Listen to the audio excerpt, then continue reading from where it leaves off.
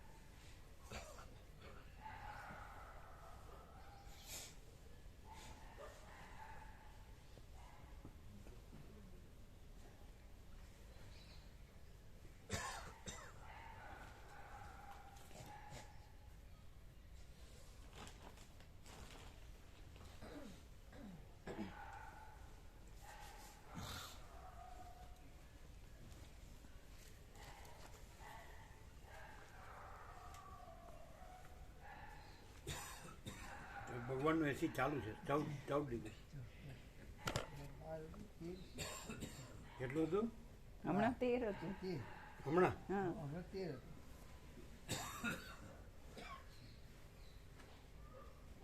અચ્છા.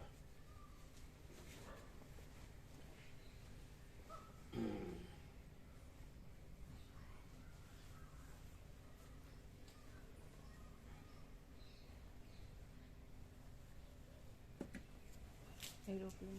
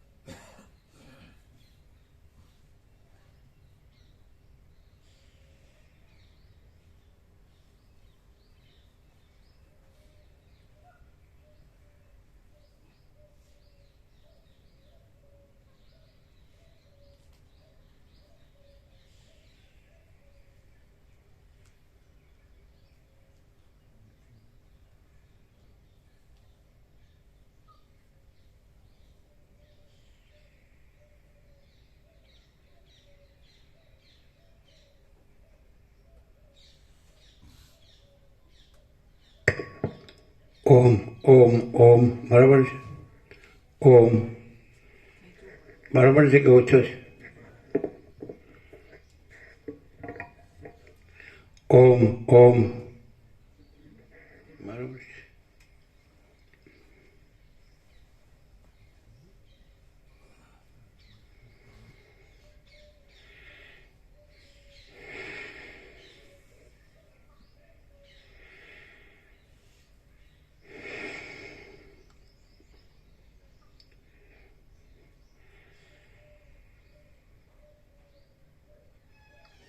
પરમ ચિદાકાશ, પરમ જ્યોતિ, અખંડ જ્યોતિ, અનંત, પૂર્ણ, પરમ ચિદાકાશ, પરમ શાંતિ, स्वयं सिद्ध, स्वयं प्रकाश, स्वयं पूर्ण, स्वस्वरूप, यही सब कुछ है, इसके सिवा कुछ नहीं है.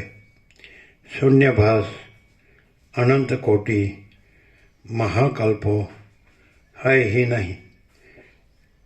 वशिष्ठ राम, निर्वाण पूर्वार्ध, राउंड 38મો રાઉન્ડ.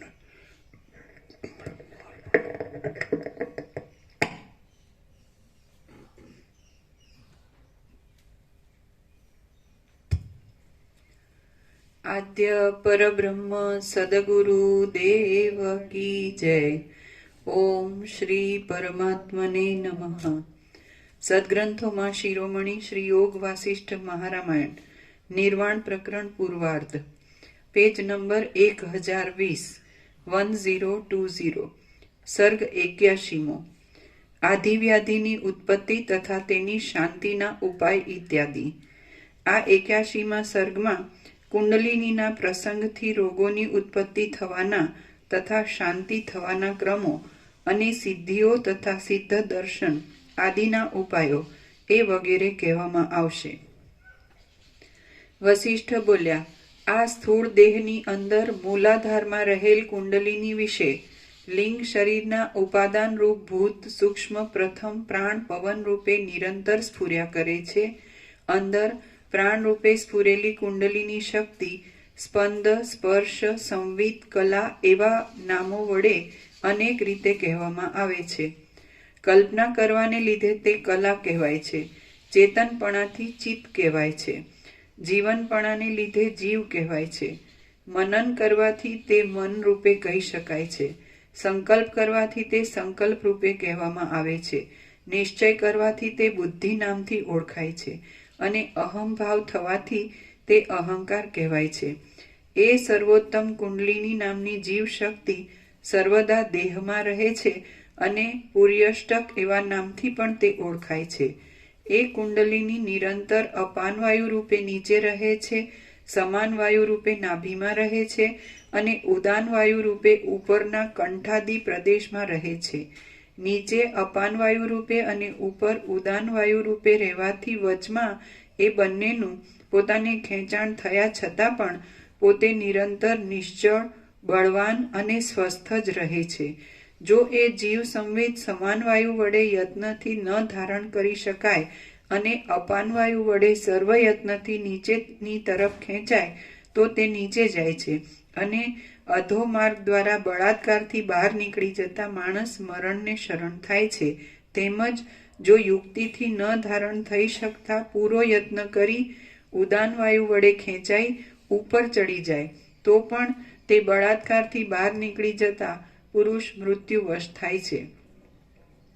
ઉર્ધ્વ ભાગ તરફ તથા અધો ભાગ તરફ જવું આવવું ત્યજી દઈને સર્વથા એ કુંડલીની દેહને વિશે સમાન વૃત્તિ વડે જ રહે તો અંદર પવનનું રોકાણ થવાથી પ્રાણાયામ વડે મનુષ્યનો જે કોઈ રોગ હોય તે સર્વનાશ પામે છે. 100 નાડીઓ શરીરમાં મુખ્ય ગણાય છે અને બાકીની બીજી નાડીઓ સામાન્ય ગણાય છે. સામાન્ય નાડીમાં કફ પિત્તાદિ દોષ વધી જવાથી તેમાં અન્નરસ પહોંચાડનારી પ્રાણ શક્તિનો વ્યાપાર બંધ પડી જાય તો સામાન્ય રોગ થાય છે અને મુખ્ય નાડીઓમાં જો વ્યાપાર બંધ પડી જાય તો મોટા રોગો થાય છે. રામ બોલ્યા, હે મુનિઓમાં શ્રેષ્ઠ ગુરુ મહારાજ, શરીરમાં આધિઓ અને વ્યાધિઓ શી રીતે ઉત્પન્ન થાય છે અને તેનો નાશ કેવી રીતે થાય તે આપ મને બરાબર કહો. વસિષ્ઠ બોલ્યા, આધિ અને વ્યાધિ એ બંને દુઃખનું કારણ છે. દવાઓ કરવાથી તે સમય પૂરતું સુખ મળે છે અને જ્ઞાન વડે અજ્ઞાનની આત્યંતિક નિવૃત્તિ થાય તો તે મોક્ષ કહેવાય છે. આધિ અને વ્યાધિ એ બંને કોઈ વખત એકબીજાના નિમિત્ત રૂપ થઈ શરીરમાં ક્રમે કરીને થાય છે. કોઈ વખત એક કાળે એવા સાધનો મળી આવવાથી શરીરમાં બંને સાથે પેદા થાય છે અને કોઈ વખત ક્રમવાર પણ થાય છે. દેહ સંબંધી જે કાંઈ દુઃખ છે તે વ્યાધિ કહેવાય છે અને વાસનામય માનસિક વ્યથાને આધિ એવા નામથી કહેવામાં આવે છે. એ બંનેનું મૂળ તપાસતા અજ્ઞાન જ જણાય છે અને તત્વજ્ઞાનથી તેનો સંપૂર્ણ નાશ થાય છે.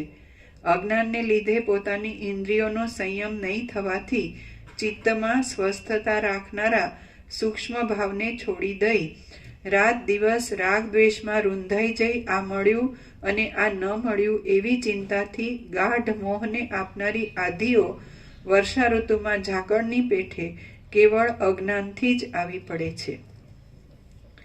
અત્યંત ઈચ્છાઓ સ્ફુરવાથી તથા અજ્ઞાનથી ચિત્ત ન જીતાવાને લીધે દુષ્ટ અન્ન જમવામાં આવવાથી સ્મશાન આદિ ખરાબ સ્થળોમાં ફરવાથી સાયંકાળ આદિ ક વખતે ભોજન, મૈથુન આદિ વ્યવહાર કરવાથી, દુષ્ટ કર્મોનું ચિત્તમાં ચિંતન કરવાથી, દુર્જનોના સંગદોષથી, વિષ, સર્પ, વ્યાઘ્ર આદિની શંકાઓ મનમાં આવવાથી, નાડીઓના છિદ્રોમાં અન્નરસ ન જવાને લીધે તે ક્ષીણ થઈ જઈને કિંવા બમણો રસ ચડવાથી બહુ પૂર્ણ થઈ જઈને કફ પિત્તાદિ દોષથી પ્રાણ વ્યાકુળ થઈ જવાને લીધે શરીર વિકલ થઈ જવાથી ઇત્યાદિ દોષોથી અનિયમિતતા થાય એટલે વ્યાધિ શરીરમાં ઉત્પન્ન થાય છે કે જેથી વર્ષા ઋતુથી અને ગ્રીષ્મ ઋતુથી જેમ નદીનો આકાર બદલાઈ જાય તેમ શરીરનો આકાર બદલાઈ જાય છે.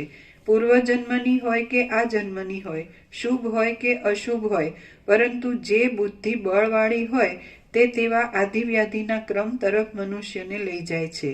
પંચભૂતથી બનેલા આ સ્થૂલ દેહમાં અને લિંગ દેહમાં એ રીતે આધિઓ અને વ્યાધિઓ ઉત્પન્ન થાય છે. હે રઘુકુળને શોભાવનાર રામચંદ્રજી, એ આધિઓ અને વ્યાધિઓ શી રીતે નાશ પામે છે તે વિશે હું કહું છું તે સાંભળો. વ્યાધિ બે પ્રકારનો છે, એક સામાન્ય અને બીજો દ્રઢતર. ભૂખ તરસ અને સ્ત્રી પુત્રાદિની ઈચ્છા એ વગેરેથી થયેલો વ્યાધિ સામાન્ય ગણાય છે અને જન્માદિ વિકાર આપનાર કૌંસમાં વાસનામય વ્યાધિ દ્રઢતર કહેવાય છે. અન્નપાન અને સ્ત્રી પુત્રાદિક ઈચ્છિત વસ્તુ મળી જવાથી વ્યાવહારિક સામાન્ય વ્યાધિ નાશ પામે છે. આધિઓનો નાશ થઈ જવાથી મનથી થયેલા રોગો પણ નાશ પામે છે. પરંતુ હે રામચંદ્રજી, જેમ રજ્જુમાં અજ્ઞાનથી થયેલી સર્પની ભ્રાંતિ રજ્જુનું ખરું જ્ઞાન થયા વિના મટતી જ નથી, તેમ આત્મજ્ઞાન થયા વિના દ્રઢતર જન્મ મરણાદિ આપનારો વાસનામય વ્યાધિ મટતો જ નથી. વર્ષા ઋતુની નદી કિનારાના સર્વ વૃક્ષોને જેમ ઉખેડી નાખે છે તેમ જો દ્રઢતર જન્મ મરણાદિ વ્યાધિનો ક્ષય થાય તો તે સર્વ આધિ વ્યાધિઓને મૂળમાંથી ઉખેડી નાખે છે. જે વ્યાધિઓ આધિ વિના ઉત્પન્ન થાય છે તે તો વૈદકમાં કહેલા ઔષધ અને મંત્ર આદિના શુભ ક્રમોથી અથવા વૃદ્ધ પરંપરાના ઉપાયોથી દૂર થાય છે. લોલાર્ક આદિ તીર્થોમાં સ્નાન વિધિ, મંત્ર, ઔષધ આદિ ઉપાયો અને લોકમાં ચાલતા વૃદ્ધ પરંપરાના ઉપાયો તથા વૈદક શાસ્ત્રો એ બધું તમે સારી રીતે જાણો છો. એ વિશે તમને બીજું શું કહેવાનું છે? કશું નથી.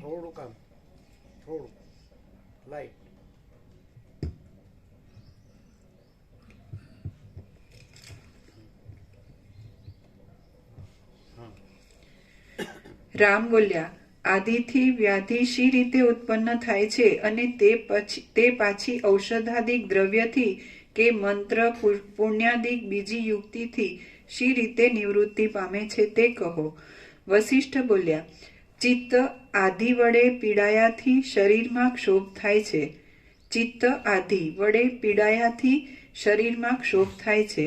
ભૂલો પડેલો મનુષ્ય જેમ પાસે રહેલા માર્ગને પણ નથી દેખતો અને તે ન દેખાયાથી અવળે માર્ગે ચાલ્યો જાય છે, અને જેમ શસ્ત્રથી વિંધાયેલ હરણ સીધા માર્ગને છોડી દઈ આડે અવળે માર્ગે નાસવા માંડે છે, તેમ શરીરમાં ક્ષોભ થવાથી પ્રાણાદિ પવનો પોતાના સમાન ભાવને છોડી આડે અવળે માર્ગે ગમે તેમ ગતિ કરવા માંડે છે અને નદીમાં હાથી પડવાથી જેમ તેનું પાણી ઉછળે છે, રાજાની અવ્યવસ્થાથી વર્ણાશ્રમોના ક્રમો જેમ અસ્તવ્યસ્ત થઈ જાય છે, તેમ પ્રાણની ગતિ આડી અવળી થવાથી સઘળી નાડીઓ કફ પિત્ત દોષોથી પુરાઈ જવાને લીધે વિષમતાને પામી જાય છે. પ્રાણો વડે દેહ ચોતરફ વિહવળ થઈ જવાથી નદીઓની પેઠે કેટલીક નાડીઓ અન્નરસથી પૂરી ભરાઈ જાય છે અને કેટલીક નાડીઓ તદ્દન ખાલી જ રહી જાય છે. પ્રાણની ગતિ બદલાઈ જવાથી કાં તો અન્નનો રસ ખરાબ જ થાય છે અથવા તો એ અન્ન નહીં પચવાથી અજીર્ણ થાય છે, કિંવા અન્ન રસ બહુ જ જીર્ણ થઈ જાય છે, કૌંસમાં સુકાઈ જાય છે અને તેથી શરીરમાં વિકાર થાય છે. જેમ નદીનો વેગ કૌંસમાં પોતાનું વલણ પૂર્ણ સમુદ્ર તરફ હોવાથી લાકડાને પૂર્વ દિશા તરફ લઈ જાય છે, તેમ પ્રાણવાયુઓ ખાધેલા અન્નને રસરૂપ બનાવી દઈ અંધાર પોતપોતાના સ્થાનમાં પહોંચાડી દે છે, પરંતુ જે અન્ન પ્રાણવાયુના વિષમપણાથી શરીરના અંદરના ભાગમાં ક્યાંય રૂંધાઈ રહે છે તે સ્વાભાવિક રીતે કફ આદિ ધાતુઓને બગાડી વ્યાધિ ઉત્પન્ન કરે છે.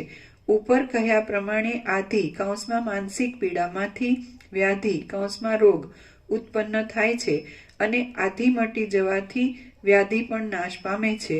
હવે મંત્રોથી જે રીતે વ્યાધિઓ નાશ પામે છે તે ક્રમ કહું છું તે સાંભળો. જેમ સ્વભાવથી જ હરડે જુલાબ આપે છે તેમ ય ર લ વ ઇત્યાદિ મંત્રાત્મક વર્ણો તેવી શ્રદ્ધાવાળી ભાવનાઓથી તેવા કાર્યો કરી આપે છે. હે મહાત્મા રામચંદ્રજી, જેમ કસોટી પર ઘસાવાથી સુવર્ણ પોતાનું નિર્મળપણું પ્રકાશિત કરે છે તેમ શુદ્ધ અને પુણ્ય કર્મ કરવાથી તથા સત્પુરુષોની સેવાથી ચિત્ત નિર્મળ થઈ જાય છે.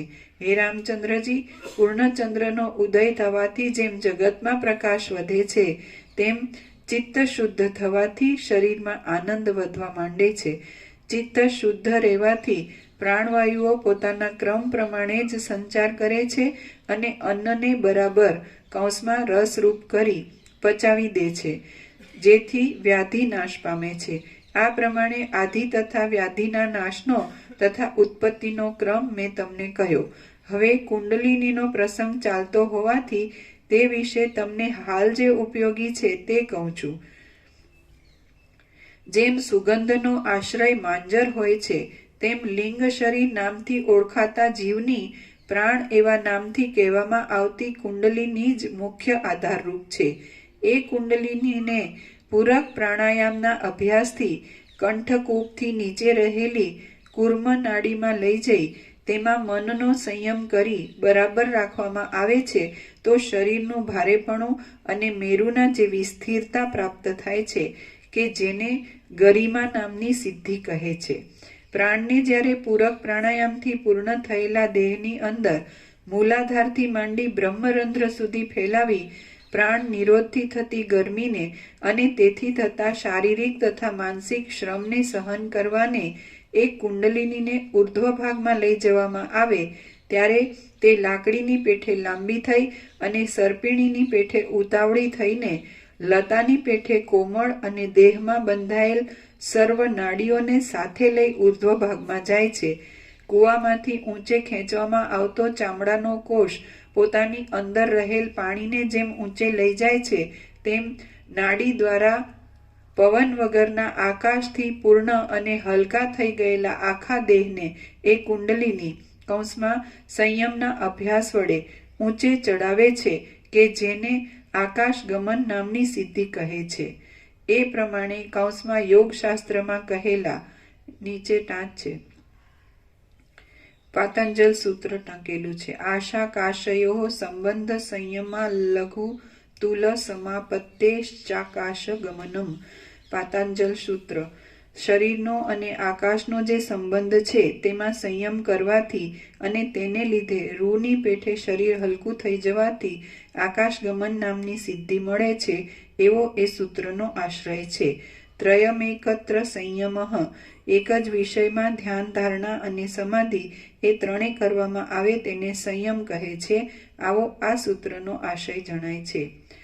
એ પ્રમાણે યોગશાસ્ત્રમાં કહેલા સંયમના અભ્યાસના વિલાસરૂપ અને આકાશગમનમાં ઉપયોગી એવા યોગ વડે યોગીઓ જેમ દીન પુરુષો કૌંસમાં પુરુષાર્થથી ઇન્દ્રપદને પહોંચે છે તેમ આકાશગમનાદિક ઉર્ધ્વ ગતિને પહોંચી જાય છે. બીજી નાડીઓમાં નહીં જવા દેતા ફક્ત સુષુમ્ણામાં જ રેચક પ્રાણાયામ વડે પ્રાણનો પ્રવાહ ચાલુ રાખી કુંડલીની શક્તિને જ્યારે મસ્તકની અને કપાળની સંધિરૂપ કપાટની બહાર 12 આંગળ ઉપરના ભાગમાં રહેલ મૂર્ધ જ્યોતિમાં મુહૂર્ત પર્યંત કૌંસમાં સંયમપૂર્વક સ્થિર રાખવામાં આવે તો આકાશચારી સિદ્ધ પુરુષોનું દર્શન થાય છે. રામ બોલ્યા, અમારા જેવાની ઇન્દ્રિયો દિવ્ય ન હોવાથી ચક્ષુ આદિનો સંયોગ થયા છતાં પણ સિદ્ધોનું દર્શન થવું દુર્લભ છે તો પછી ચક્ષુના તેજના સંબંધ વિના ફક્ત મૂર્ધ જ્યોતિમાં કૌંસમાં મસ્તક તથા કપાળની સંધિમાં રહેલા છિદ્રની અંદરની જ્યોતિમાં પ્રાણ ધારણ રાખવાથી સિદ્ધોનું દર્શન શી રીતે થાય? વસિષ્ઠ બોલ્યા, હે મહાબાહુ રામચંદ્ર, વાયુરૂપ ઈચ્છા પ્રમાણે ગતિ કરનારા સિદ્ધ પુરુષો અજ્ઞાનને લીધે મલિન ભૂલોકવાસી પ્રાણીઓની ચક્ષુ આદિક ઇન્દ્રિયો વડે કે દિવ્ય ઉપાય વિના બીજા ઉપાય વડે જોવામાં આવતા નથી. યોગાભ્યાસ વડે સંસ્કાર પામેલા ચિત્તથી બુદ્ધિરૂપી નેત્ર વડે પોતાનું ધારેલું ફળ આપનારા સિદ્ધ પુરુષો સ્વપ્નની પેઠે જોવામાં આવે છે. જેમ સ્વપ્ન જોવામાં આવે છે તેવી રીતે સિદ્ધોનું દર્શન પણ થાય છે. માત્ર એ બેમાં એટલો જ તફાવત છે કે સ્વપ્નમાં જોવામાં આવતો વ્યવહાર લાંબો કાળ રહેતો નથી અને સિદ્ધોના દર્શનમાં થયેલો વરદાન ફળ પ્રાપ્તિ આદિ વ્યવહાર ચિરસ્થાયી હોય છે. રેચક પ્રાણાયામના અભ્યાસના બળથી મુખથી 12 છેટે 12 આંગળ પરિમાણના પ્રદેશમાં ચિરકાળ સુધી પ્રાણની સ્થિતિ રાખવામાં આવે તો પરકાયા પ્રવેશ થઈ શકે છે. રામ બોલ્યા, હે મહારાજ, કૌંસમાં સઘળું જગત માયામય હોવાથી કોઈ પણ પદાર્થ નિયત એક જ સ્થિતિમાં રહેતો નથી, તો પછી માત્રા કૌંસ પૂરો એક સ્વભાવની જ અચળ સ્થિતિ કેમ રહે છે એ આપ કહો. કૌંસમાં આપ જેવા દયાળુ વક્તાઓ કુતર્ક ભર્યા પ્રશ્નો પૂછવાથી પણ ખેદ પામતા નથી. વસિષ્ઠ બોલ્યા, સૃષ્ટિના આરંભકાળમાં સત્ય સંકલ્પ પરમેશ્વરના સંકલ્પને અનુસરી વસ્તુની સ્વભાવ નામની જે શક્તિ સ્ફુરે છે તે છેવટ સુધી કાંઈ પણ ફેરફાર ન થતા તેવીને તેવી જ સ્થિતિમાં રહે છે આવો નિશ્ચય છે. તો પણ હે પ્રિય રામચંદ્રજી, તત્વદ્રષ્ટિથી જોતા અવિદ્યા જેવી કોઈ વસ્તુ જ ન હોવાથી પદાર્થની સ્વભાવ નામની શક્તિ પણ ક્વચિત બદલાઈ જાય છે. જેમ કે ડાંગર શરદ ઋતુમાં થતી હોય છે તો પણ દેશ કાળના ભેદને લઈને વસંત ઋતુમાં પણ થતી જોવામાં આવે છે. જે કાંઈ નાના પ્રકારે આપણે જોઈએ છીએ તે સઘળું વસ્તુતઃ બ્રહ્મરૂપ જ છે. માત્ર વ્યવહારને માટે જ ઉપર જણાવ્યા પ્રમાણે તેમાં સઘળી કલ્પનાઓ કલ્પવામાં આવી છે. રામ બોલ્યા, સૂક્ષ્મ છિદ્રાદિમાં ગતિ કરવા માટે શરીરને અણુ કૌંસમાં ઝીણું કરવું હોય અથવા આકાશને પૂરવા માટે કૌંસમાં પોતાના શરીર વડે ઘણા ભાગમાં વ્યાપ્ત કરવા માટે કૌંસ પૂરો શરીરને સ્થૂળ બનાવવું હોય તો તે યોગી લોક શી રીતે કરી શકે છે તે આપ કહો. વસિષ્ઠ બોલ્યા, જેમ લાકડું અને કરવતનો સંયોગ થવાથી લાકડાના 2 ભાગ થઈ જાય છે અને તે જ 2 ભાગને ઘસવાથી તેમાં અગ્નિ પ્રકટ થાય છે. નીચે ટાંચ છે. આવસથ્ય અગ્નિહોત્રાદિકમાં કુંડમાં અગ્નિ બુઝાઈ જાય તો અરણીના કાષ્ઠમાંથી જ સંઘર્ષ કરી અગ્નિ પ્રકટ કરવામાં આવે છે. આ વાત સર્વત્ર પ્રચલિત છે. વસિષ્ઠ બોલ્યા, જેમ લાકડું અને કરવતનો સંયોગ થવાથી લાકડાના 2 ભાગ થઈ જાય છે અને તે જ 2 ભાગને ઘસવાથી તેમાંથી અગ્નિ પ્રકટ થાય છે, તેમ પ્રાણ અને અપાનના પરસ્પર સંઘર્ષ થવાથી અગ્નિ કૌંસમાં જઠરાગ્નિ ઉત્પન્ન થાય છે. નીચેના ભાગમાં અને ઉપરના ભાગમાં સંબંધ રાખનાર પરસ્પર મળેલા મુખવાળો આમાશય અને પક્વાશય એવા નામથી કહેવામાં આવતો સ્થૂળ માંસપિંડ દેહયંત્રના જઠરના ભાગમાં છે. અને જેમ પાણીમાં રહેલું નેતરનું વન ઉપર પવનથી અને નીચે પાણીથી ડોલ્યા કરે છે, તેમ આ બંને માંસના આશયો કંપે છે. એ માંસપિંડના નીચેના ભાગમાં મૂલાધારમાં પોતાના સ્થાનમાં રહેલી અને સર્વની શોભારૂપ એ કુંડલીની પદ્મરાગ મણીના પડમાં જેમ મોતીઓનું ગૂંચળું શોભે તેમ શોભે છે. જપ કાળમાં ફેરવવામાં આવતી રુદ્રાક્ષાદિક ફળની માળાની જેમ તે નિરંતર પ્રાણને ઊંચે લઈ જવાથી અને અપાનને નીચે લઈ જવાથી કંપિત થઈ અવ્યક્ત શબ્દ કરે છે. અને લાકડી વાગવાથી જેમ સાપણ પોતાની ફણા ઊંચી કરે તેમ એ પણ ઊંચું મુખ કરે છે. જેમ ભૂલોક અને સ્વર્ગલોકના મધ્યમાં કૌંસમાં જગતમાં શુભાશુભ કર્મો જ ઉર્ધ્વ કૌંસમાં ઊંચી ગતિને અને અધો કૌંસમાં નીચી ગતિને આપે છે, તેમ એ કુંડલીની પ્રાણને તથા અપાનને ઉર્ધ્વ ઊંચી ગતિ તથા અધો નીચી ગતિ આપનારી છે. હૃદયરૂપ કમળપુટમાં ભમરી પેઠે રમણ કરનારી એ કુંડલીની જ રૂપ વગેરે સર્વ વિષયોના સ્વાદને જગાડે છે.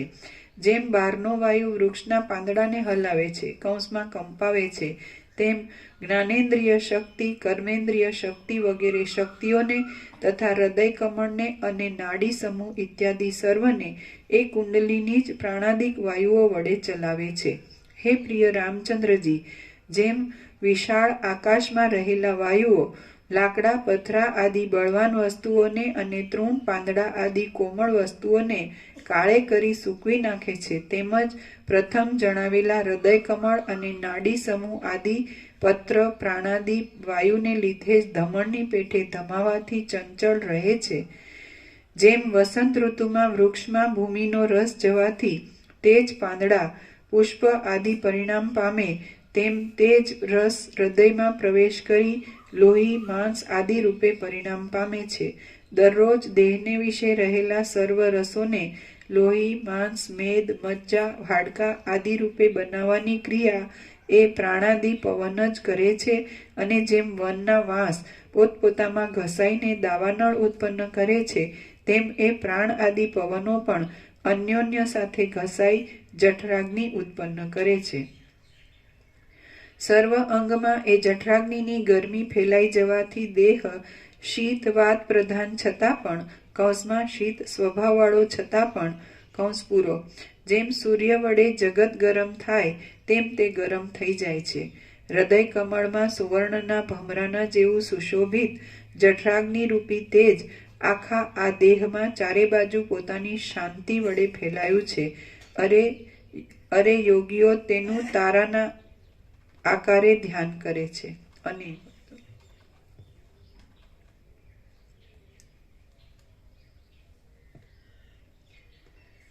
હૃદય કમળમાં સુવર્ણના ભમરા જેવું સુશોભિત જઠરાગ્નિ રૂપી તેજ આખા આ દેહમાં ચારે બાજુ પોતાની શાંતિ વડે ફેલાયું છે. અને યોગીઓ તેનું તારાના આકારે ધ્યાન કરે છે. એ તેજનું પ્રકાશમય જ્ઞાન સ્વરૂપે કૌંસમાં સંયમપૂર્વક ધ્યાન કરવાથી દૂરના નહીં જણાતા પદાર્થો પણ જોવામાં આવે છે.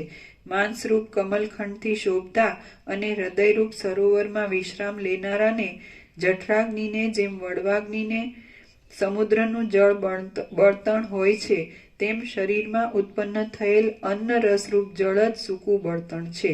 દેહમાં જે કોઈ પ્રાણાદિ પવન રૂપે સ્વચ્છ શીતળપણું જોવામાં આવે છે, તે ચંદ્રમાનું રૂપ છે. અને ઉપર જણાવ્યા પ્રમાણે તે ચંદ્રમાં ઘસાવાથી તેમાંથી અગ્નિ, જઠરાગ્નિ ઉત્પન્ન થાય છે, જેથી આ દેહ અગ્નિશોમીય કહેવાય છે. અગ્નિશોમીયની નીચે ટાંચ છે. જેનો સંબંધ ચંદ્ર અને અગ્નિ દેવતા બંને સાથે હોય તે અગ્નિશોમીય કહેવાય છે. જગતમાં પણ સૂર્ય, અગ્નિ વગેરે જે તેજ જોવામાં આવે છે તે અગ્નિ રૂપે કહેવામાં આવે છે. અને જે કાંઈ શાંતરૂપ જોવામાં આવે છે તે ચંદ્રરૂપ કહેવાય છે. જેથી આ જગત અગ્નિથી અને સોમથી થયેલું હોવાથી અગ્નિશોમીય કહી શકાય છે. સત્તારૂપ પ્રકાશમય ચૈતન્ય રૂપે અને અસદરૂપ જળ સ્વરૂપે બ્રહ્મ જ જગદાકારે સત્તા ન હોવા રૂપે થયેલું માનીએ તો પણ આત્મસ્ફુરણ, બાહ્યાર્થ જ્ઞાન અને સૂર્યાદિક જે કાંઈ સત્તારૂપ અને પ્રકાશમય છે તે અગ્નિ રૂપે કહેવામાં આવતું હોવાથી અને વિદ્વાનોના વિચાર પ્રમાણે જે કાંઈ જડરૂપ, અસદરૂપ અને અંધકારમય અજ્ઞાન આદિ છે તે ચંદ્રરૂપ કહેવામાં આવતું હોવાથી બુદ્ધિમાન પુરુષની દ્રષ્ટિમાં જગતનું અગ્નિશોમીયપણું જ સિદ્ધ થાય છે. રામ બોલ્યા, હે વક્તાઓમાં શ્રેષ્ઠ મુનીશ્વર, આપે વાયુરૂપ ચંદ્રથી અગ્નિની ઉત્પત્તિ કહી તે તો મારા સમજવામાં આવ્યું, પરંતુ હવે એ સોમની ઉત્પત્તિ શી રીતે થાય છે તે કહો. વસિષ્ઠ બોલ્યા, અગ્નિ અને સોમ બંને અન્યોન્ય કાર્યકારણરૂપ છે અને એ બે એકબીજાના ખેંચાણથી પ્રકટ થાય છે. હે પ્રિય રામચંદ્રજી, એ બંનેનો જન્મ બીજ અને છોડની જેમ અને દિવસ રાત્રિની જેમ પરસ્પર એકબીજામાંથી થાય છે અને તેની સ્થિતિ છાયા અને તડકાની જેમ પરસ્પર ઉલટી છે.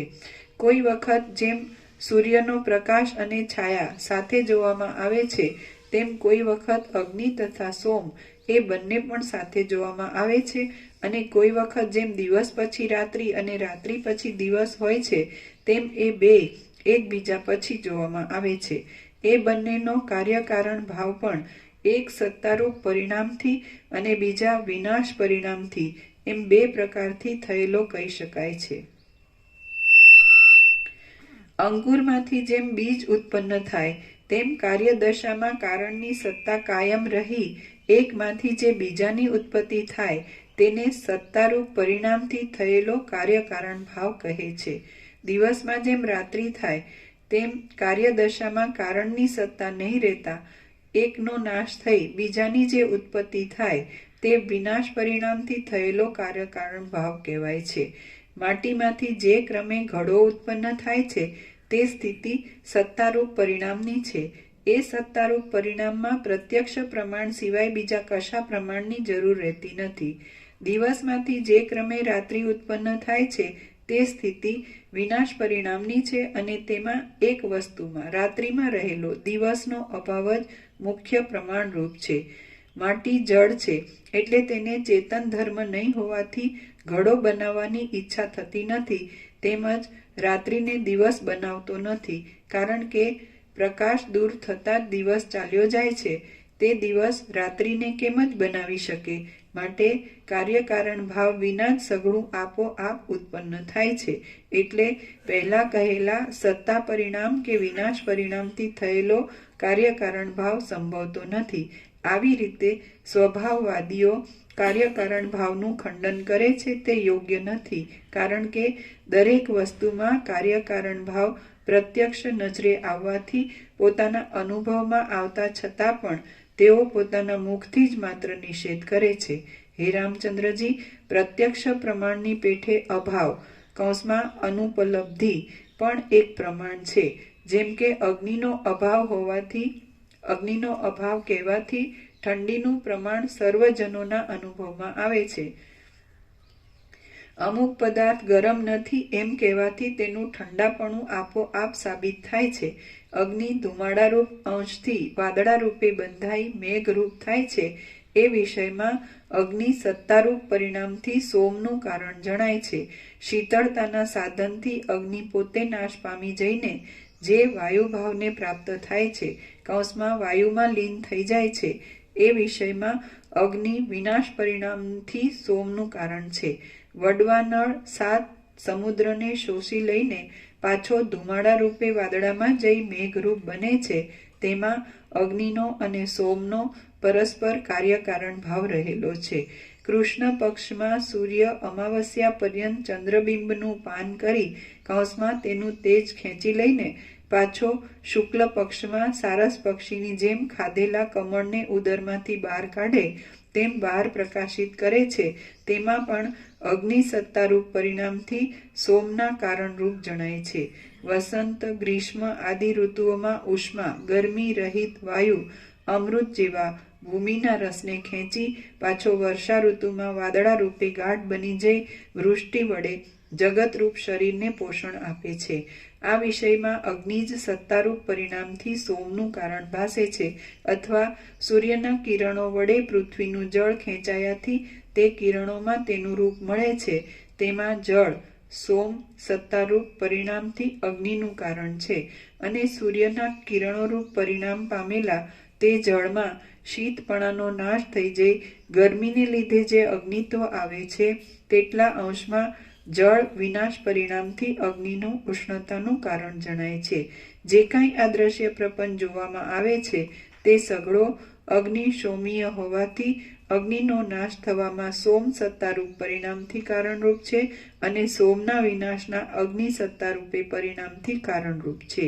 જેમ દિવસ નાશ પામી અભાવ પરિણામથી રાત્રિ થાય છે, તેમ અગ્નિ નાશ પામી વિનાશ પરિણામથી સોમરૂપ થાય છે.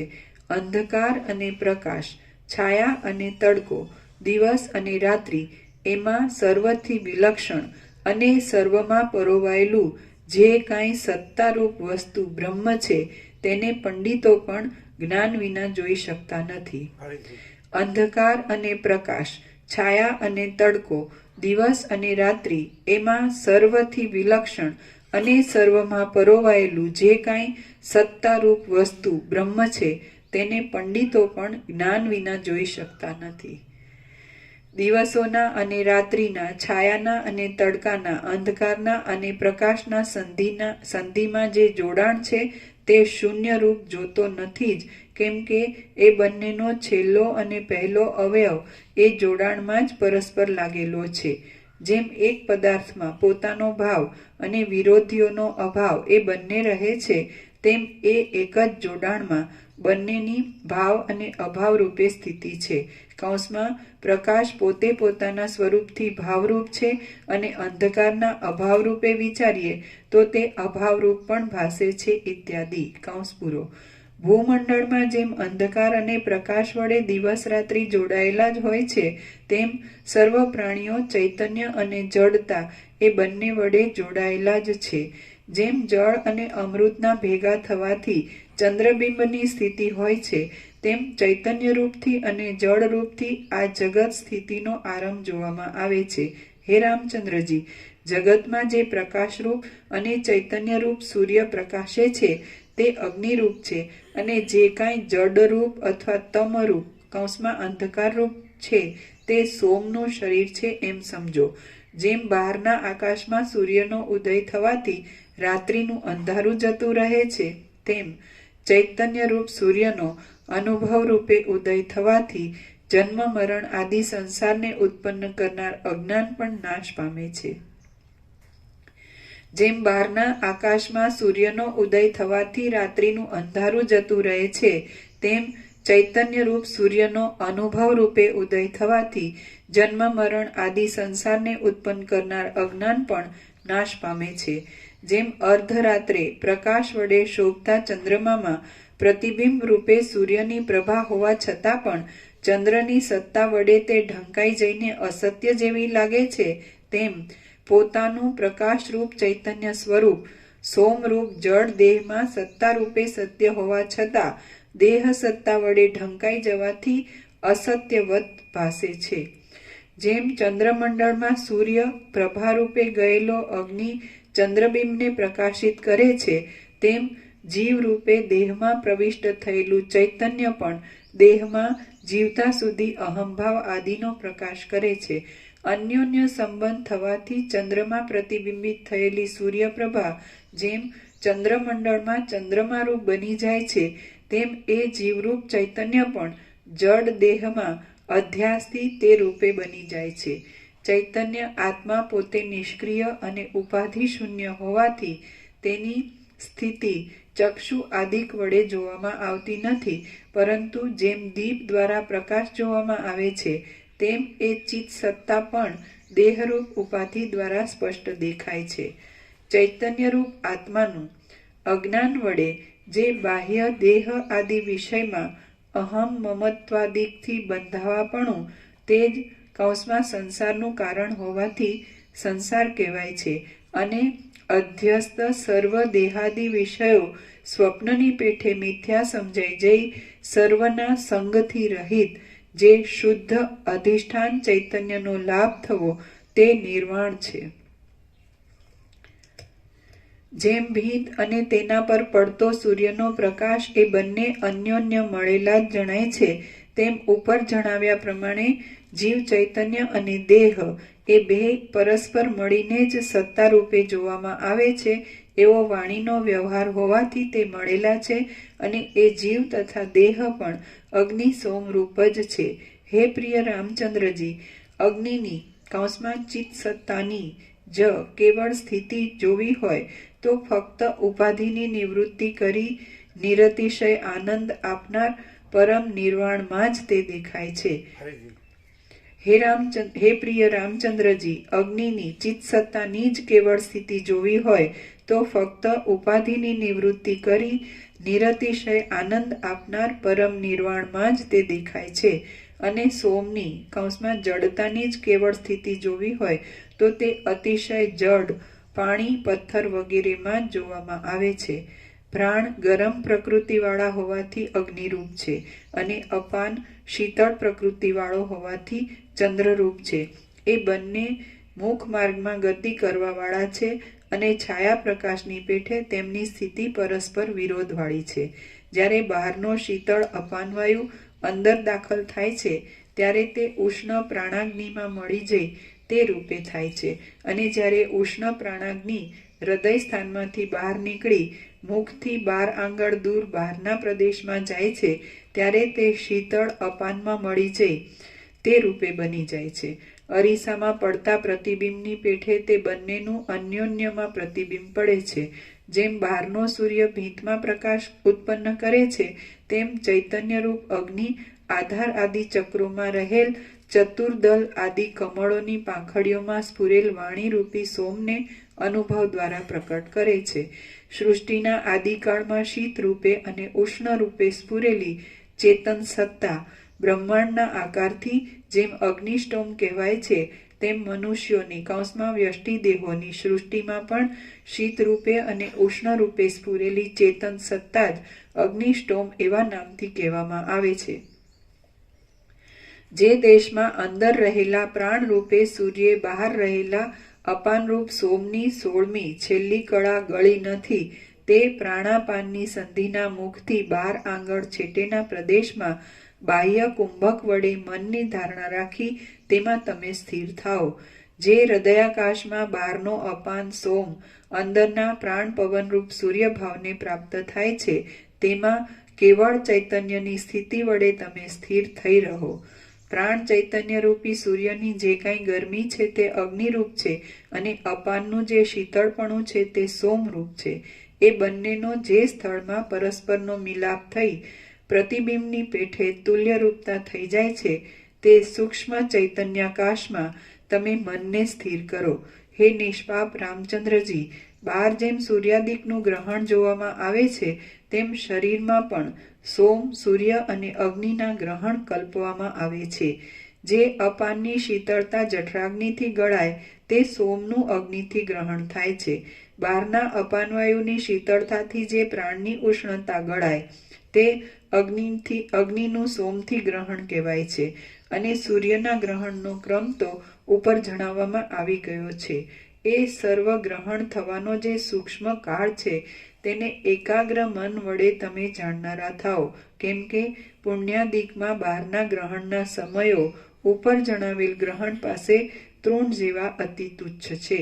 હે પ્રિય રામચંદ્રજી, સંક્રાંતિ, ઉત્તરાયણ, દક્ષિણાયન અને સંવત્સર આદિ કાળને જેમ બહાર જાણી શકીએ છીએ તેમ પ્રાણ, અપાન આદિ દેહ વાયુઓ વડે જ એ સઘળું અંદર પણ અનુભવવામાં આવવાથી તમે જેમ ઘડાને જાણો છો તેમ પ્રત્યક્ષ જાણી શકો તો જ આ યોગી પુરુષોની પુણ્યકથામાં તમે શોભાવાળા રહો.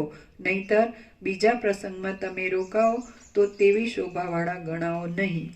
શ્રી યોગ વાસિષ્ઠ મહારામાયણમાં નિર્વાણ પ્રકરણના પૂર્વાર્ધનો અગ્નિષ્ટોમ વિચારણ નામનો સર્ગ 81મો સમાપ્ત. સર્ગ 82મો અણિમાદી સિદ્ધિઓના ઉપાય.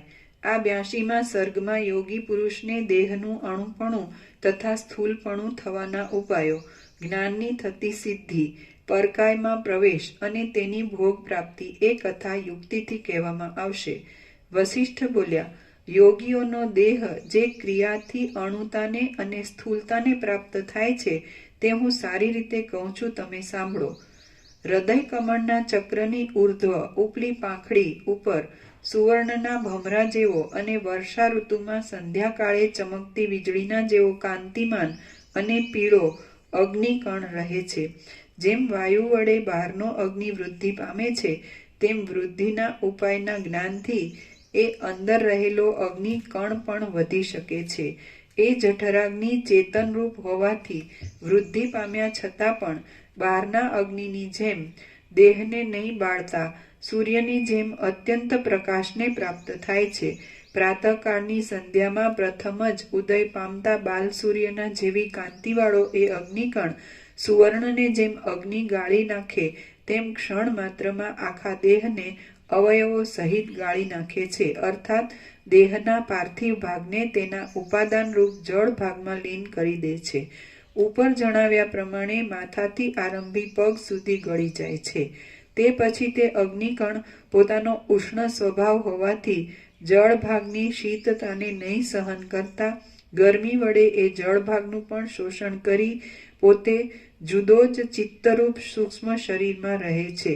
પાર્થિવ અને જલ શરીરને પોતપોતાના ઉપાદાન કારણમાં લીન કરી અવશેષ રહેલો એ અગ્નિકણ જેમ પવનના ઝપાટાથી ઝાકળ ક્યાંય જતું રહે છે તેમ પ્રાણમાં ક્ષોભ થવાથી પોતે પણ ક્યાંય પોતાના ઉપાદાનરૂપ પ્રાણ આદિ પવનમાં લીન થઈ જાય છે.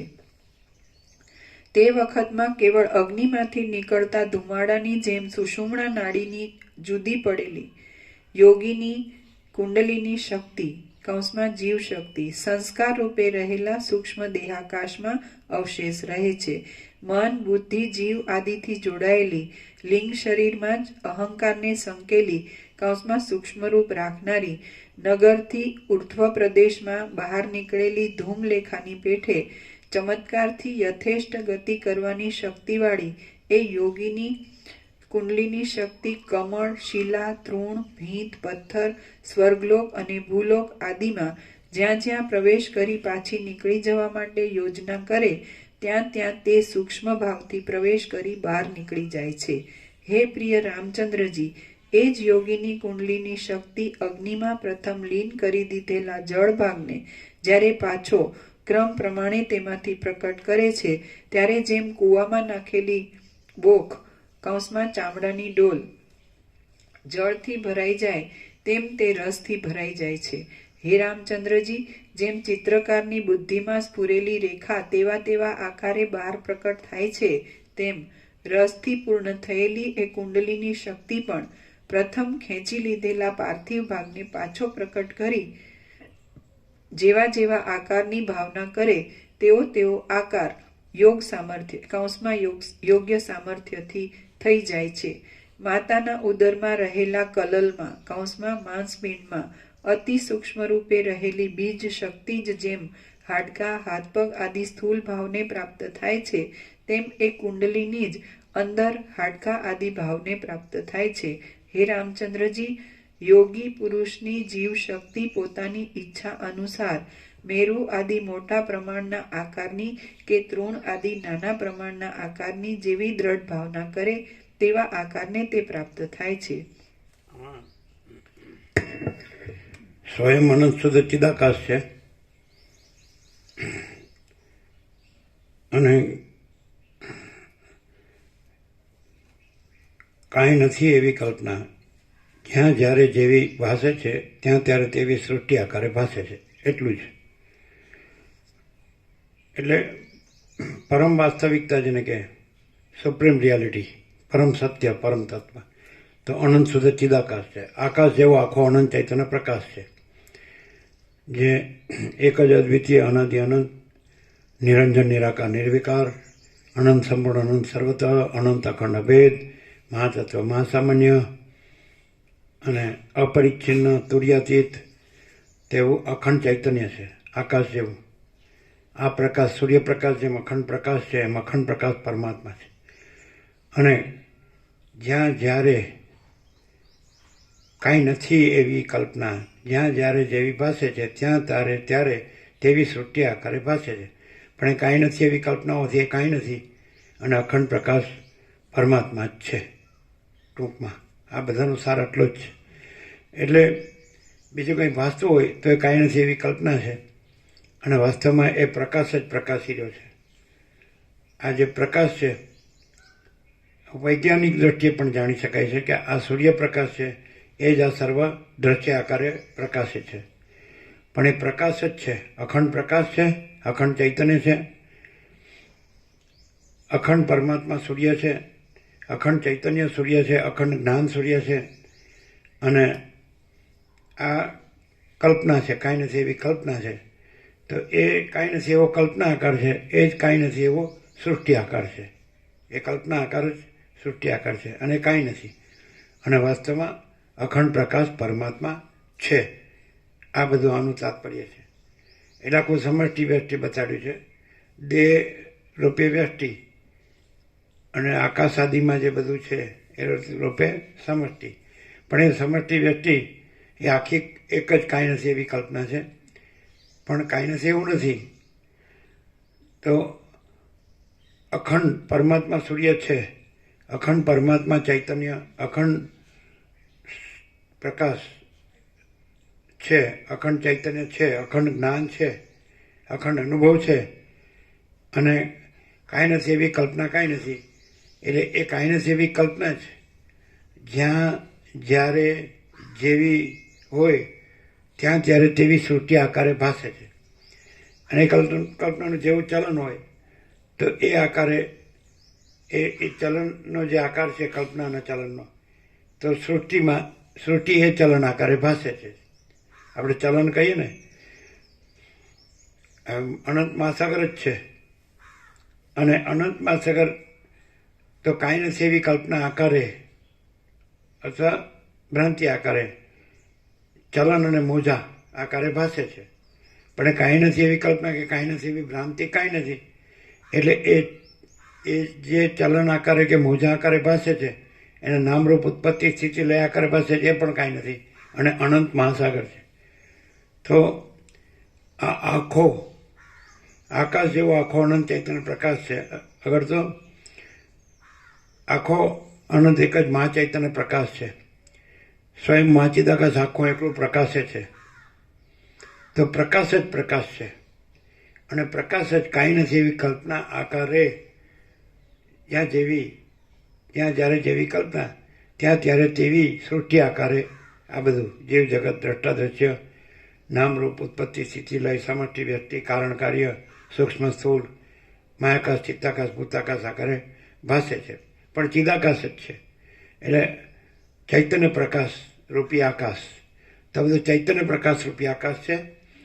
અને એ જ કાંઈ નથી એવી કલ્પના આકારે આ આકાશથી પૃથ્વી આ બધું સૃષ્ટિરૂપ ભાસે છે. પણ એ કાંઈ નથી. અને આકાશ જેવો આખો અનંત ચૈતન્ય પ્રકાશ છે. આખો અનંત એક જ મહા ચૈતન્ય પ્રકાશ છે. સ્વયં મહાચિદાકાશ આખું એકલું પ્રકાશે છે. તો આ જ્ઞાન વડે જ અનુભવી શકાય છે એવું કીધું. અજ્ઞાનથી કાંઈ નથી એવી કલ્પના અને એ આકારની સૃષ્ટિ ભાસે છે અજ્ઞાનથી. અને જ્ઞાનથી એ આખો મહાચૈતન્ય પ્રકાશ અનુભવાય છે. અનંત ને સ્વચ્છ, અનંત સ્વચ્છ મહાચિદાકાશ અનંત શાંતિ છે. સ્વયં સિદ્ધ, સ્વયં પ્રકાશ, સ્વયંપૂર્ણ સ્વસ્વરૂપ. એટલે આ જ્ઞાન છે. અને આ જ્ઞાનથી પછી અજ્ઞાન નાશ પામે છે. એટલે પછી કાંઈ નથી એવી કલ્પના આકાર અને કાંઈ નથી એવો સૃષ્ટિ આકાર એ પણ અદૃશ્ય થાય છે. અને જે છે આખો, જેવી રીતે સૂર્યનું જ્ઞાન થાય એટલે પછી દ્રશ્યનું જે દ્રશ્યરૂપ જ્ઞાન છે એ નાશ પામે છે. અને જો સૂર્યને ન જાણવામાં આવે અને દ્રશ્યને જાણવામાં આવે તો દ્રશ્યરૂપ અજ્ઞાન ભાસે છે. સૂર્યને જાણવામાં આવે તો સૂર્યમાં દ્રશ્યરૂપ અજ્ઞાન નથી. એટલે અખંડ ચૈતન્ય પ્રકાશ જે પરમાત્મા સૂર્ય છે, અખંડ ચૈતન્ય જ્ઞાન પ્રકાશ પરમાત્મા સૂર્ય છે, એ જાણવામાં આવે તો પછી આ કાંઈ નથી એવી કલ્પના સૃષ્ટિ જણાતી નથી. અને કાંઈ નથી, જો અખંડ પરમાત્મા સૂર્ય છે, અખંડ પ્રકાશ પરમાત્મા સૂર્ય છે, એ ન જાણવામાં આવે અને પછી આ કાંઈ નથી એવી કલ્પના સૃષ્ટિ જાણવામાં આવે એ અજ્ઞાન છે. અને અખંડ પ્રકાશ પરમાત્મા જાણવામાં આવે આ જે સરળ શ્રવણ છે એનાથી, તત્વબોધથી, તો પછી આ આભાસ કાંઈ નથી. એટલે જેવી રીતે જાગ્રત જાણવામાં આવે તો સ્વપ્ન કાંઈ નથી, અને સ્વપ્ન જો જોવામાં આવે તો જાગ્રત જાણાતું નથી. એવી રીતે પરમાત્મા જાણવામાં આવે તો જગત જાણાતું નથી, અને જગત જાણવામાં આવે તો પરમાત્મા જાણાતા નથી. 1 + 1 = 2. સૂર્ય જાણવામાં આવે તો જગત જણાતું નથી, અને જગત જાણવામાં આવે તો સૂર્ય જણાતું નથી. મોટા ભાગના જીવો સૂર્યને ભૂલીને જગતને જ જાણતા હોય છે અને એમાં જ પ્રવર્તતા હોય છે. અને જે સૂર્યને જાણે છે એ જગતને જાણતો નથી. એ જ્ઞાન છે.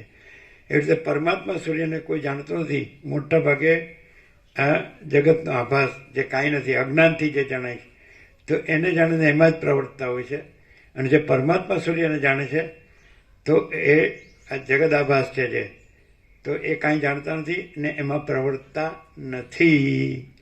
એટલે જ્ઞાન અજ્ઞાન બે આવી રીતે ઓળખાય.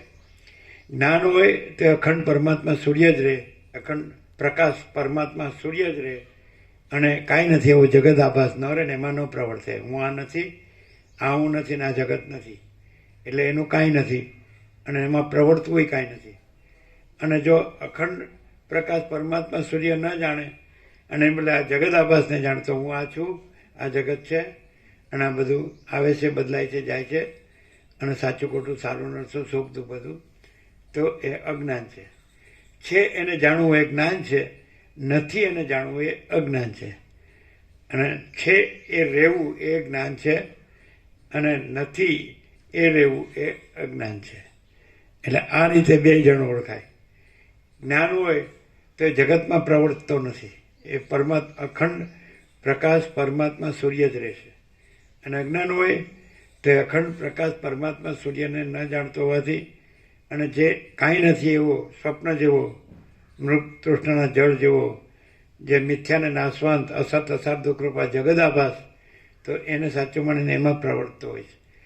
હવે આ તમે સાંભળ્યું તો ક્લિયર છે આર પાર કે અખંડ પરમાત્મા સૂર્ય પ્રકાશ છે, જ્ઞાન છે અને આભાસ નથી, જાગૃત છે ને સ્વપ્ન નથી. તો કૃષ્ણ ગીતામાં કીધું યા નિશા સર્વભૂતાનામ તસ્યામ જાગૃતિ સંયમી યસ્યામ જાગૃતિ ભૂતાની સા નિશા પશ્યતો મુને. યા નિશા સર્વભૂતાનામ, જે અખંડ પ્રકાશ પરમાત્મા સૂર્ય જે અજ્ઞાની પ્રાણીઓને જણાતો નથી, તસ્યામ જાગૃતિ સંયમી, જ્ઞાની એ અખંડ પ્રકાશ પરમાત્મા સૂર્યમાં જાગે છે અને એમાં રહે છે. અને યસ્યામ જાગૃતિ ભૂતાની, જે અજ્ઞાનના આ જગદાભાસ, આ હું ને જગત, હું મારું, જન્મ મરણ સુખ દુઃખ, તો આ યસ્યામ જાગૃતિ ભૂતાની આમાં જાગે છે એટલે સ્વપ્ન. સા નિશા પશ્યતો મુને, તો જે અખંડ પ્રકાશ પરમાત્મા સૂર્યના દર્શન કરે છે એના માટે આ રાત્રિ સમાન છે. એટલે આ કાંઈ નથી, સમજાય? જાગૃત માટે સ્વપ્ન કાંઈ નથી, સ્વપ્ન માટે જાગૃત કાંઈ નથી. પણ ખરેખર જાગૃત છે ને સ્વપ્ન નથી, એટલે ખરેખર અખંડ પ્રકાશ પરમાત્મા સૂર્ય છે, સમજાય? અને આ સ્વપ્ન જગત સ્વપ્ન નથી. હવે આ રીતે જ્ઞાન ઓળખાય. આપણે આ ચાલે જ છે ને, હંમેશા ચાલે છે કે કેવી રીતે ઓળખવું. તો હવે જ્યાં જ્ઞાન હોય ત્યાંય સામાન્ય માણસ લાગે, અજ્ઞાન હોય ત્યાંય સામાન્ય માણસ છે. તો આ સામાન્ય માણસ સરખા છે, દ્રશ્ય દ્રષ્ટિથી સરખા છે. કારણ કે પોતાનો દેહ માને, રમણ કહે છે કે અજ્ઞાની પોતાનો દેહ માને તો જ્ઞાનીને દેહ જ માને. પણ વશિષ્ઠ રામને કહે છે કે તમારે, રામ પ્રશ્ન પૂછે, સુખદેવ વિદેહ મુક્તિને, વ્યાસ જીવન મુક્તિને, પેલા આ પિતા છે તો એ આ જીવન મુક્તિમાં રહ્યા ને પેલા વિદેહ મુક્તિમાં ગયા, નિર્વાણથી પરમાત્મા થઈ ગયા.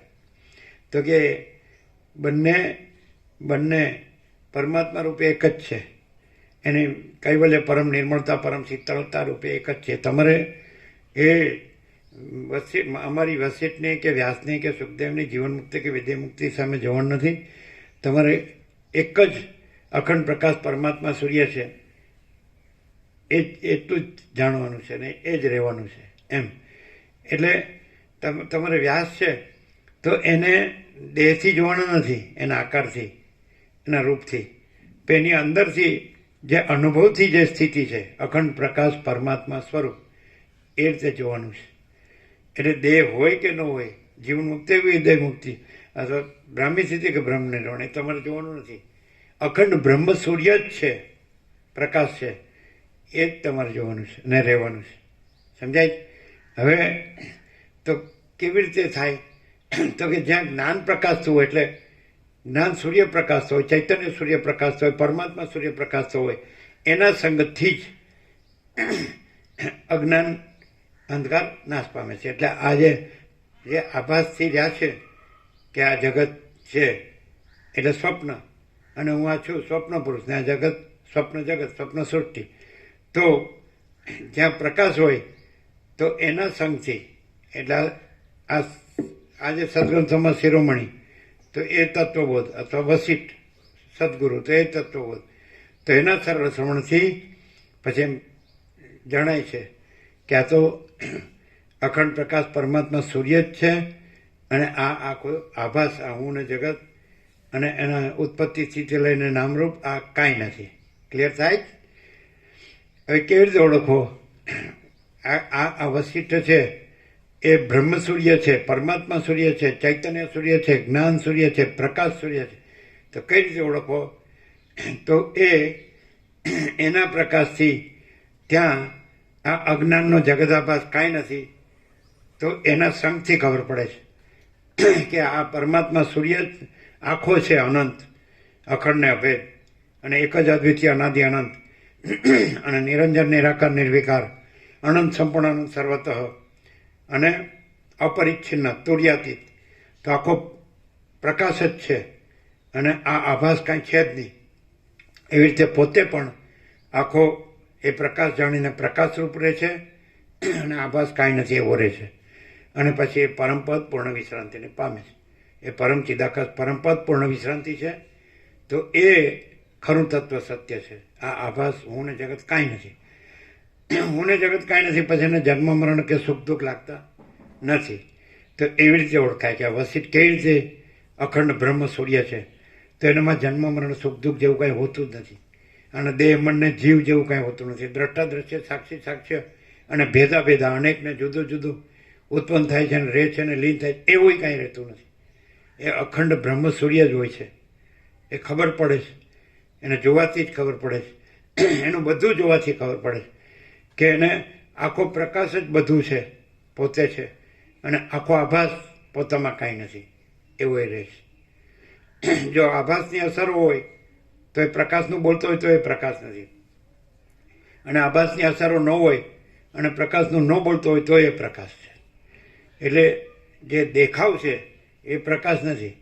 દેખાવ શબ્દથી કોઈ પણ દેખાવ કરી શકે, પણ શબ્દ પ્રકાશ નથી, પ્રકાશ પ્રકાશ છે. એટલે પ્રકાશ હોય તો શબ્દ ન હોય તો એ પ્રકાશ હોય, અને પ્રકાશ હોય તો જે આભાસ છે એનો કોઈ પ્રભાવ ન હોય. અનંત ચૈતન્ય પ્રકાશ, અનંત ચૈતન્ય શાંતિ એ પોતાનું કેવળ સ્વરૂપ છે. એટલે દેહ દેખાતો હોય એટલે પ્રકાશ નથી એમ ન કહેવાય. સમજાય છે? પણ જે દેહ અને દ્રશ્ય અને હું ને મારું એ આભાસ કાંઈ ન હોય એ રીતે પ્રકાશ ઓળખાય. પ્રકાશ પ્રકાશ છે તો એ જ્ઞાન છે, કેવળ પ્રકાશ છે, કેવળ જ્ઞાન છે, એવી રીતે પ્રકાશ ઓળખાય. અને ત્યાં અજ્ઞાન કાંઈ નથી, એટલે આ દેહ દ્રશ્ય હું મારું એ કાંઈ નથી, એનો પ્રભાવ કાંઈ નથી, એ રીતે ઓળખાય. બે સાઈડ ક્લિયર હોવી જોઈએ. પ્રકાશ સાઈડ એવી રીતે ક્લિયર હોય કે કેવળ જ્ઞાન જ હોય અને અજ્ઞાન કાંઈ ન હોય. આ દેહ દ્રશ્ય હું મારું, રાગ દ્વેષ, જન્મ મૃત્યુ, ઈષ્ટ અનિષ્ટ, સંયોગ વિયોગ, હર્ષો, બધું બધું બધું સમષ્ટિ વ્યક્તિ, તો આ બધું કાંઈ એનો પ્રભાવ ન હોય. સમજાય? મહાચિદાકાશ ઉપર કોઈ પ્રભાવ નહીં है. महाचिदाकाश खुद रहा है, दूसरा नहीं है. महाचिदाकाश अनंत पूर्ण सार्वभौम सत्ता, महाचिदाकाश महाचक्रवर्ती महासाम्राज्य. तो महाचिदाकाश स्वसंवेद्य सहज निर्विकल्प. तो महाचिदाकाश सब कुछ है, मैं कुछ नहीं है. महाचिदाकाश परम कैवल्य, परम शांति. महाचिदाकाश ज्योति अनंत अखंड अभेद.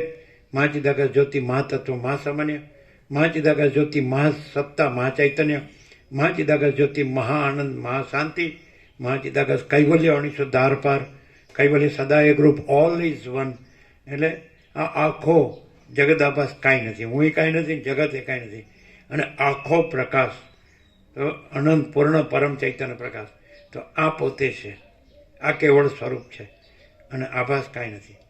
તો જ્ઞાન હોય તો પોતે એ અખંડ પરમાત્મા સૂર્ય જ હોય, અખંડ પ્રકાશ પરમાત્મા સૂર્ય જ હોય, અને એમાં આ હું ને જગત આભાસ કાંઈ ન હોય. એનો પ્રભાવ એ એવી રીતે ખબર પડે કે આભાસનો પ્રભાવ કાંઈ ન હોય, અને આભાસનો પ્રભાવ એ ખબર પડે દેહ હું છું, હું પુરુષ છું, સ્ત્રી છે, પુત્ર છે, ઘર છે, ધન છે, માન બળાઈ છે, પદ પ્રતિષ્ઠા, બધું રાજ્ય ભોગો લક્ષ્મી છે, અહમન વાસના છે, રાગદ્વેષ છે, હું જીવ છું દેહમાં, આ અમુક વ્યક્તિ છું.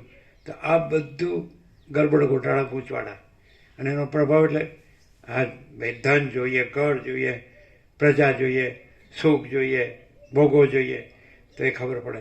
અને જ્યાં અખંડ પ્રકાશ પરમાત્મા સૂર્યપ્રકાશ હોય ત્યાં કચરો કાંઈ હોય જ નહીં. કચરો હોય તો ખબર પડે કે અજ્ઞાન છે, અને કચરો ન હોય ખબર પડે આ અખંડ પ્રકાશ પરમાત્મા સૂર્ય જ છે. હા, તો એ મામા પ્રભુની 8-16 થઈ ગઈ. ક્લિયર? નહીં તો પછી અગ્નિ સ્ટોમને આ સ્ટોમને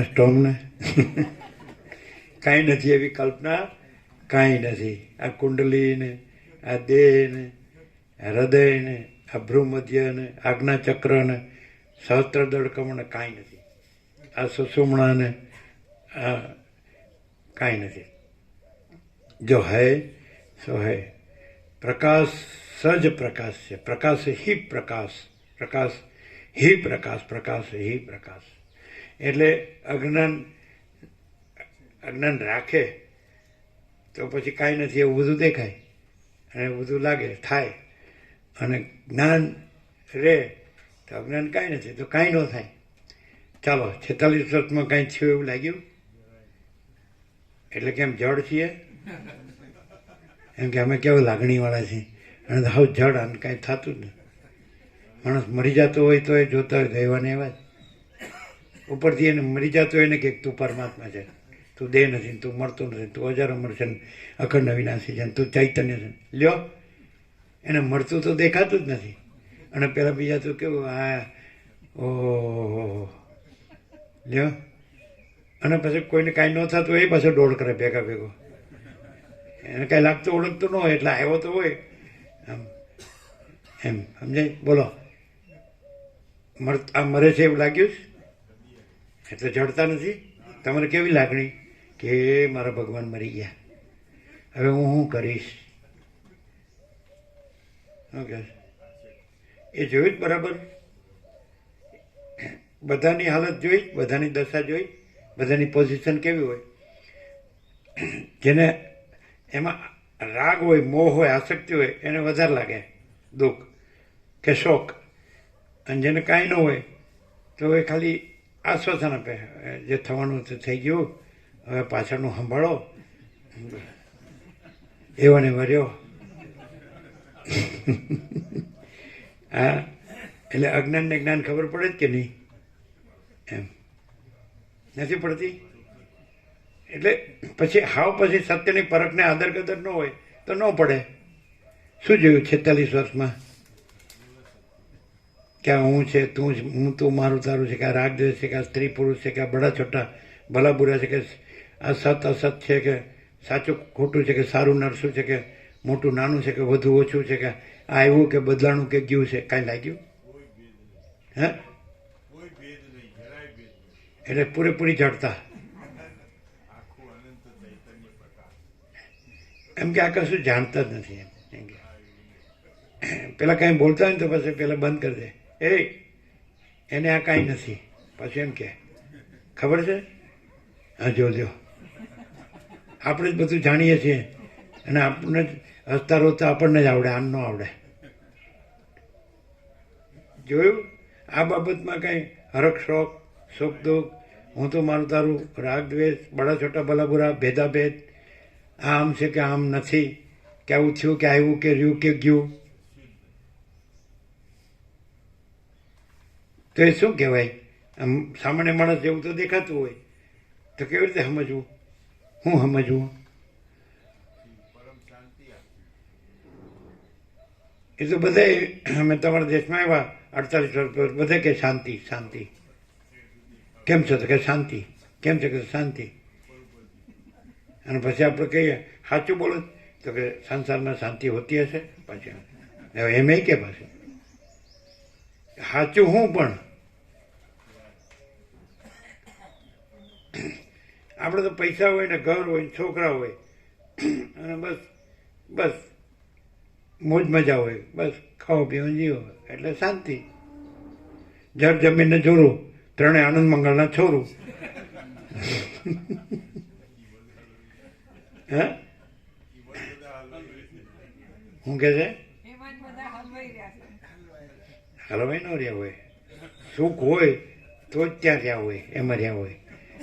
અને આને સુખનું કાંઈ ખબર ન પડી એટલે એમને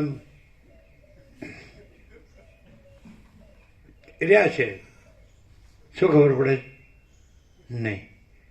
અને એ ખબર પડતી નથી કેમનું છે. આનું આ કેવી રીતે બનાવ્યું છે, આ બધું બનાવ્યું એમાં આ કેવી રીતે બનાવ્યું છે. પેલા રામકૃષ્ણ પરમહંસ હતા એટલે મહેન્દ્રગુપ્ત જે માસ્તર મહાશય હતા ને, જેણે રામકૃષ્ણ કથામૃત લખ્યું, એને પછી ઈશ્વર સાક્ષાત્કાર થયો. તો એને પૂછતા 5-6 વર્ષ એમના સંગ માર્યા. અહીં કેવું લાગે છે? એટલે એમ કે ઓળખે છે કે નહીં? એટલે કે અહીં કેવું લાગે છે? એટલે કે જાણે એવું લાગે છે. બીજું ઘણું કીધું પણ આ મેઇન એવું લાગે કે બીજા બધાને ઈશ્વરે સંચામાં નાખીને બનાવ્યા છે અને તમને પોતાને હાથે ઘડ્યા છે. આ લોકો વ્યક્ત તો બરાબર કરે. પછી કે કેવું લાગે છે? એટલે કે આમ તો વર્ણન ન થઈ શકે, પણ આવો વૈરાગ્ય, આવો ઈશ્વર પ્રેમ, આવું બ્રહ્મજ્ઞાન, આવી સરળતા, સહજતા, આવી ઉદારતા, સરળતા, ઉદારતા, આવી નિષ્કામતા, આવું ક્યાંય જોવામાં આવતું નથી. શ્રીમાં આવું કહે મહેન્દ્રગુપ્ત. કેવું લાગે?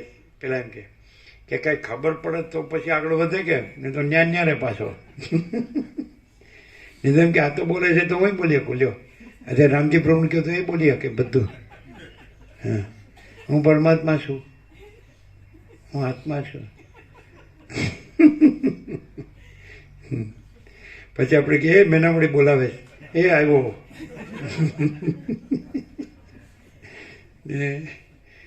આત્મા હાલ્યો પછી તો. અહીંયા કેવું છે ખબર પડે જ. અહીં તો પરમાત્મા ન સાંભળવું હોય, ન રહેવું હોય તો કાં તો તું હાલ્યો ને કાં તો હું હાલ્યો. આધી રાતમાં 0-0. રામકૃષ્ણ પરમહંસ એવું કહેતા, આવે ને બીજી વાત કરે ને, અહીં ઈશ્વરની વાત જ બોલવી સાંભળવી હોય તો આવવું, બીજી વાત બોલવી સાંભળવી હોય તો ન આવવું. સીધું 0-0. અહીં ઈશ્વરની વાત જ બોલવી સાંભળવી હોય તો આવવું, બીજી વાત બોલવી સાંભળવી હોય તો ન આવવું. અને આ બધા તો અલગ મલકની વાત.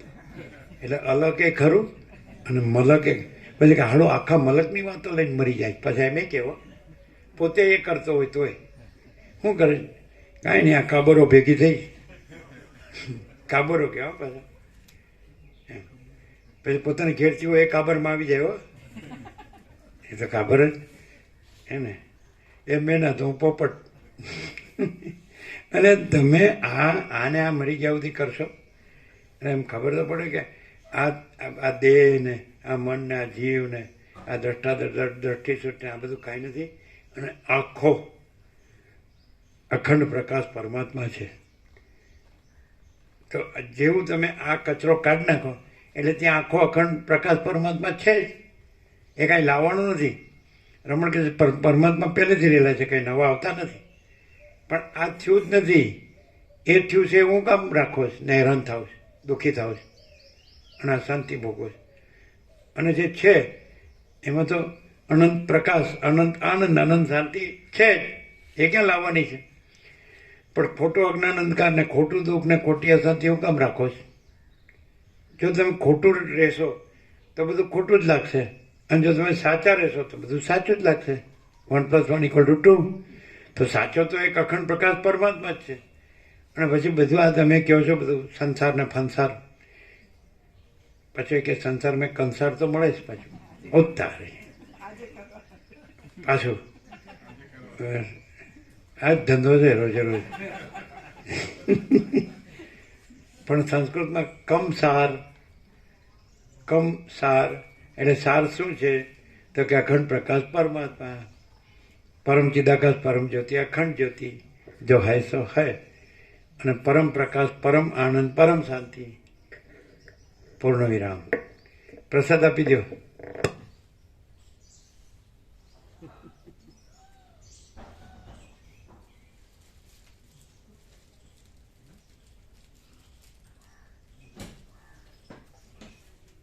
એટલે વસિષ્ઠ આ વર્ણન કરે છે એટલે કાંઈ નથી એવી કલ્પનાનું વર્ણન કરે છે એમ નહીં, પણ એ કાંઈ નથી એવી કલ્પના કાંઈ નથી કહેવા માટે વર્ણન કરે છે એમ. એટલે વસિષ્ઠને આપણે કાંઈ નથી કહેવા દીધું અને આપણે જે સર્વસ્વ છે એ કીધું. વસિષ્ઠને કાંઈ નથી કહેવા દીધું કે તમે પૂરું કરી દો ને, કાંઈ નથી એવી કલ્પના. પછી અમે કહી કે શું છે ત્યારે આ બધું છે, જો હે સો હે પ્રકાશ.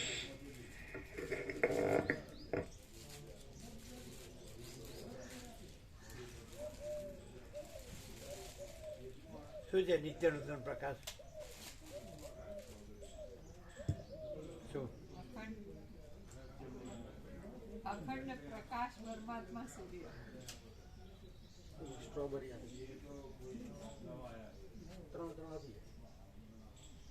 છે ને બધી.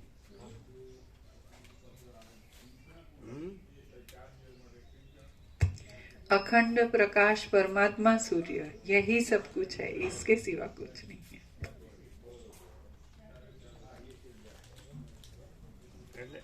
એટલે બધા શું કહે છે, હા ભાઈ તમને બોલતા સારું આવડે. अखंड प्रकाश परमात्मा सूर्य है, यही सब कुछ है, इसके सिवा कुछ नहीं है. તો પછી इसके सिवा कुछ ને ન રહેવું જોઈએ અને સબ કુછ જ રહેવું જોઈએ. પણ મને કુછ નહીં એમાં કંઈક સારું લાગતું હોય તો પછી દવાખાનાનો ડૉક્ટર તો છે જ. શું કહે જીતું? કુછ નહીં સારું લાગતું હોય તો દવાખાનાનો ડૉક્ટર તો છે જ. કેમ બહુ ગમે ને ડૉક્ટરને દવાખાનું? હવે જીભને મજા આવતી હોય તો ભલે ને ડૉક્ટરને દવાખાનું આવે, શું વાંધો કે નહીં?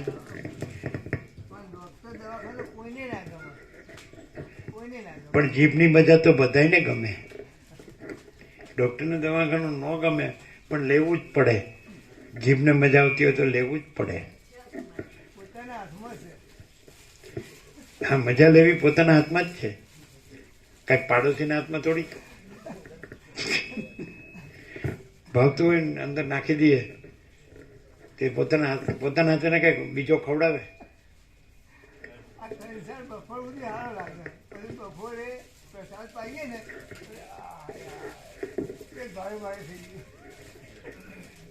આ ખાલી ગમત કરે જ ને. શું શું શું બપોર સુધી કંસાર ખાઈ મજા આવશે. અને પછી બપોરે થોડો વધારે લેવાય ને એટલે પછી આમ પેટ ભારે ભારે લાગે. અરે થોડો ખાધો ખાધો.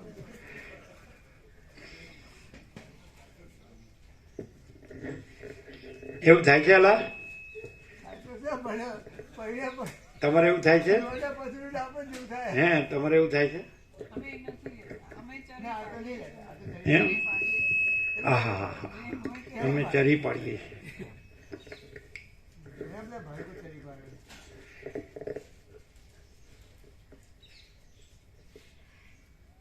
પછી હું કે ખબર છે, પેલો આગ્રહ કરે ને તો કે આમ તો હું તો ધરાઈ ગયો પણ તમારો ભાવ છે એટલે લઉં.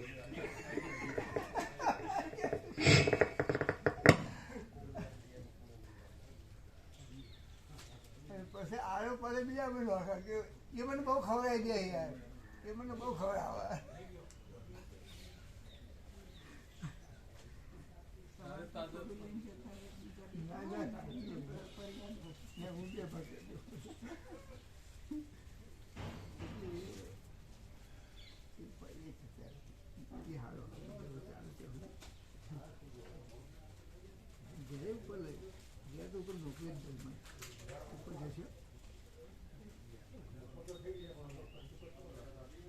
બધાને ખબર પડી ગઈ છે હવે. પછી ધડો ન રાખે તો પછી કહેતા નથી, પણ ખબર તો પડી જ ગઈ છે કે ભાઈ અહીંયા રહેવું હોય તો શાંતિથી જ જીવવું જોઈએ, બસ ક્ષમતાથી, કે નહીં? સંતોષ, વિવેક, સંતોષ, શાંતિ. વિવેક, સંતોષ, શાંતિ, ત્રિવેણી સંગમ.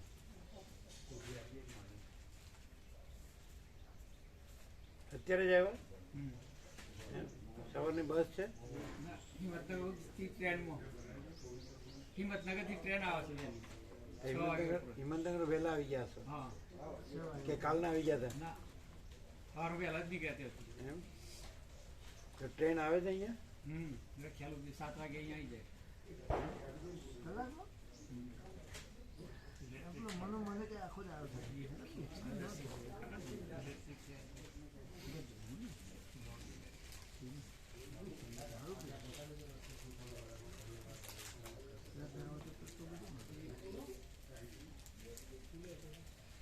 તમારું સ્વાસ્થ્ય કેવું છે એમ પ્રસાદ લેવાય વિશ્રામ થાય એમ? અહીં કેવું લાગે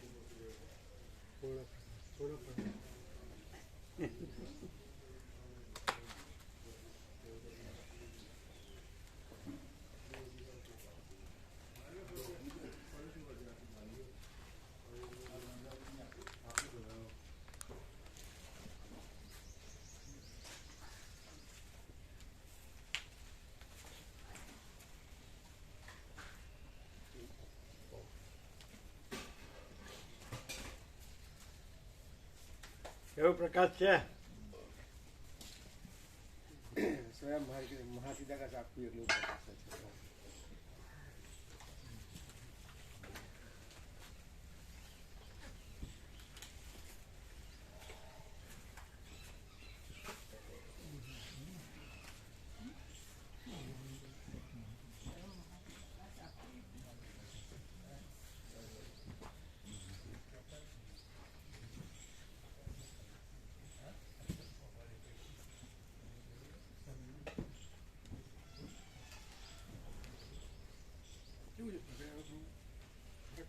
હા ફેર પડે મહેન્દ્ર પ્રભુ લાલોડા. મહેન્દ્ર પ્રભુ લાલોડા. હા હા કેમ આનંદ મંગળ તબિયત સારી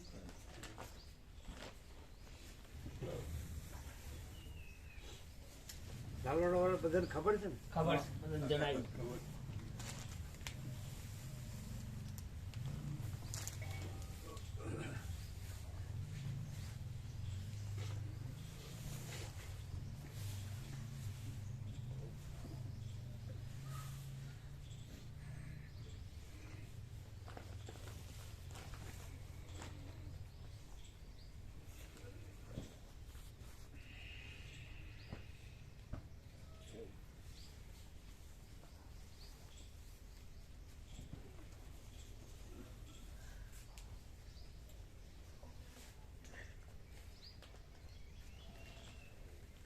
એટલે કાલે વિવેક પ્રભુ આવ્યો તેને આપ્યું પેલું કરવા કેમ કાલે આવ્યા હતા ને મોબાઈલ નંબર લખવાનું બાકી તો મોબાઈલ નંબર બધા લખવાના હા હા લિસ્ટમાં એટલે હા તો લખી દો હા એટલે આજે લખવાનું ગ્રુપ બનાવી દઈએ છે નંબર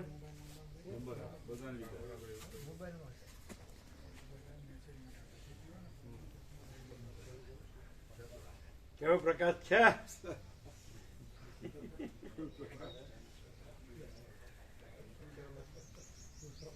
મોબાઈલ નંબર તો છે ને હા છે બધા કોઈ ના હોય તો મગાવી લઈએ ફોન કરે કોઈ ના હોય ચોખ્ખું લખો હા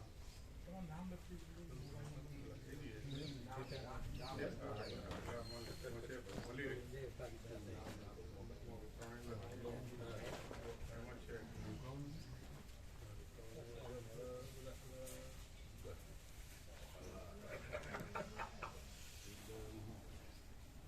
તો કેમ કાલે ન લખ્યા કાલ લખે તો ચાલુ હતું બધું લખવાનું. કાલ આખો જ બધું લિસ્ટ કરે છે બધું બનાવી દીધું આપણે કમ્પ્લીટ નવું પેલા ટાઈપ વાળાની તકલીફ હવે બરોબર થઈ ગયું ને હા હવે કમ્પ્લીટ હા તો આજે ટાઈપ કરાવી દો હા આપી દઈએ થોડું એટલે આમ તો ફોટો પાડીને મોકલી દઈએ છે એમને ફોટો પાડીને મોકલી દઉં છું ત્યાં સંજય પ્રભુને એટલે ચાલુ કરે આજે કરજો હા તો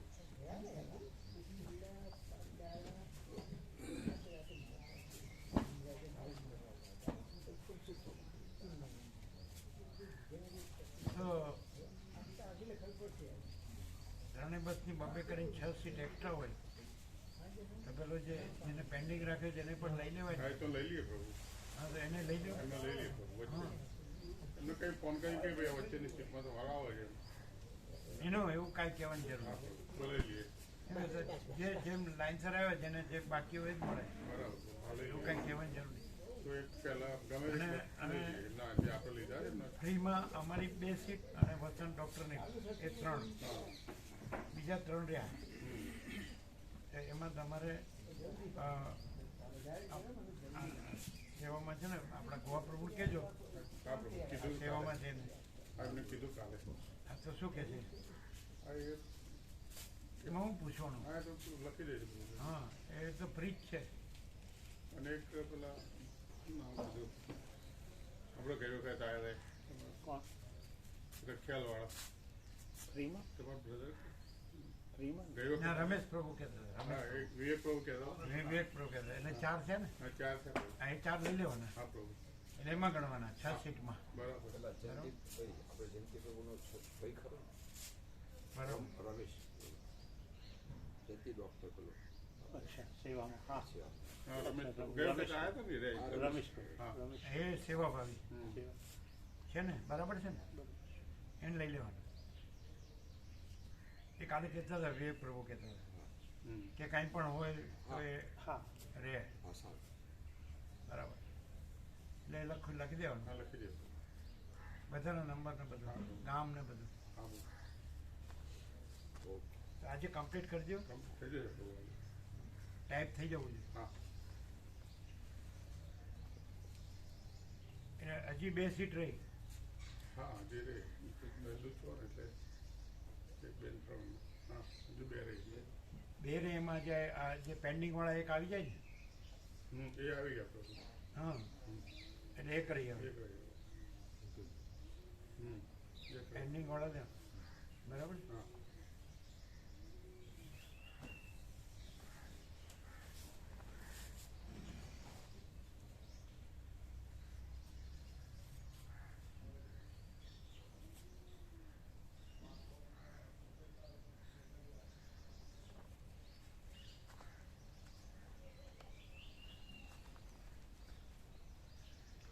એટલે બીજી એક્સ્ટ્રા ગોળી લાવ્યા કે નહીં? 2 દિવસની. આ કેટલા દિવસની હતી? 5. આ 5 દિવસની એટલે 7 દિવસની લેવાની કેટલા? એ તો મોટે ઉપર કહેશે હજુ આમાં ફેર પડે છે. 7 દિવસનું આપ્યું ને હા તો તમે લાવ્યા છો ને.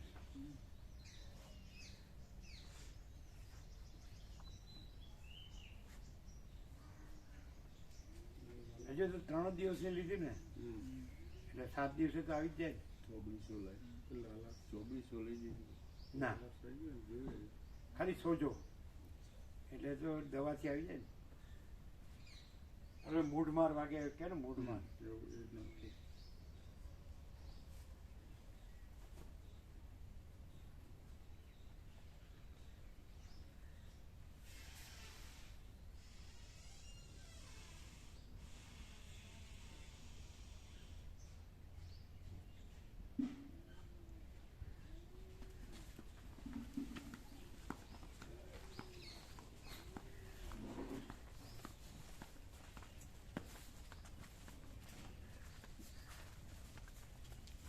આ લાઈટ બંધ કરજો.